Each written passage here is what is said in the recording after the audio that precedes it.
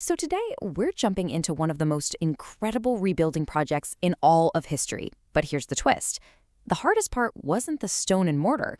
It was about rebuilding a people. And the key to the whole thing? You won't believe it. It was a simple list of names. Okay, so picture this. For years, they've been working relentlessly, against all odds, to rebuild the massive walls protecting Jerusalem. And they did it. They're finally standing tall. The impossible is complete. I mean, this should be a moment for a massive celebration, right? Well, there's a huge problem, because inside those magnificent, towering walls, it's quiet. Eerily quiet. You've got this vast city, but hardly any people.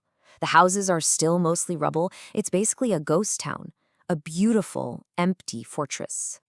So the leader, Nehemiah, has this absolutely devastating realization.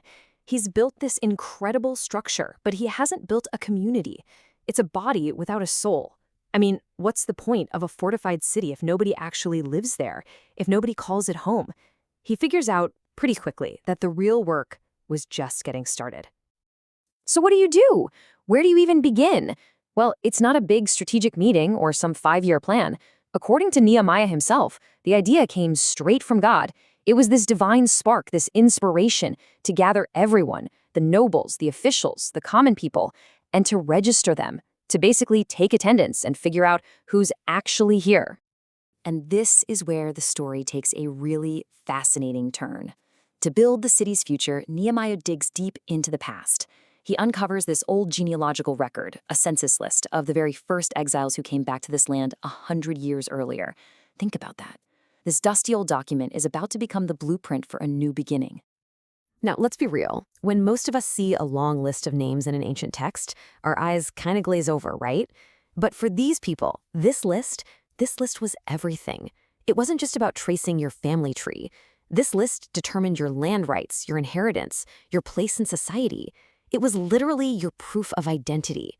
It was the document that answered the single most important question: do I belong here? And what's amazing is that this list isn't just random. It's structured with this incredible purpose, almost like an architectural blueprint for a whole society. First up, you have the pioneers, the leaders who guided that first return. Then you get the foundation, the families, all organized by their clan and hometown. After that comes the spiritual core, the priests and the Levites, who are absolutely essential for worship. And then you have the unsung heroes, the temple servants, the people working behind the scenes to make everything run. Every single group had a specific and vital role. Okay, but this brings up a really crucial and honestly a very tense question. If your entire community is being rebuilt on this foundation of proven identity, what happens if your name isn't on the list? And for some families, this incredible moment of rebuilding turned into a full-blown identity crisis. Imagine this. You believe with all your heart that you belong, that you're part of the priesthood even, but when they pull out the record, you can't find your name. You suddenly have no official way to prove it. Your entire world just got turned upside down. And the difference in outcome here is just, wow, it's stark. On one hand, if your name was in the genealogy, great, your identity was confirmed. If you were a priest, you were good to go, permitted to serve.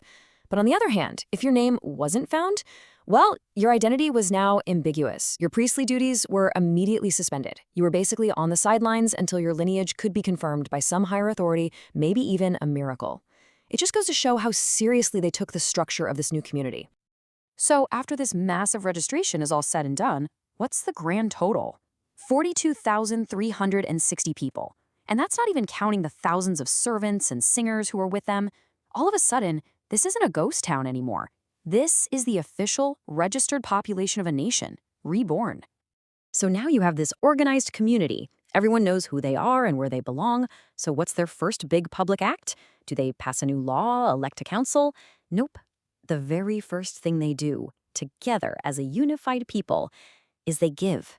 They bring these incredible offerings for the work of the temple. And you've got to understand, this wasn't some top-down order from the governor. Not at all. Everyone jumped in. The governor, Nehemiah, he gave. The leaders of the families, they gave. And the rest of the people, they gave too. It was this amazing collective wave of generosity that came from every single part of society. And just to be super clear, this was not a tax. Nobody was forced to do this. This was a completely voluntary free will offering.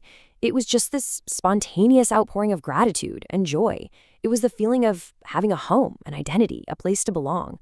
All of that turned into a tangible act of giving. And really, with that one collective act, the transformation was complete. The city went from being a construction site to a living community. They made the leap from just work to actual life.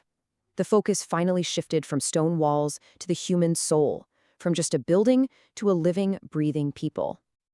So when you step back and look at this whole story, what's the big takeaway from this ancient, dusty list? I think it's this. In this narrative, God doesn't just see a faceless crowd. He sees individuals. Every single name matters and is remembered. The leader, the family, the servant, even the ones who are temporarily forgotten. Everyone counted. Everyone had a place. So this incredible story shows how a 3,000-year-old list literally restored a nation's identity. It gave them back their sense of self. And that kind of makes you wonder, doesn't it? In our world today, what are the records, the histories, the communities that define who you are?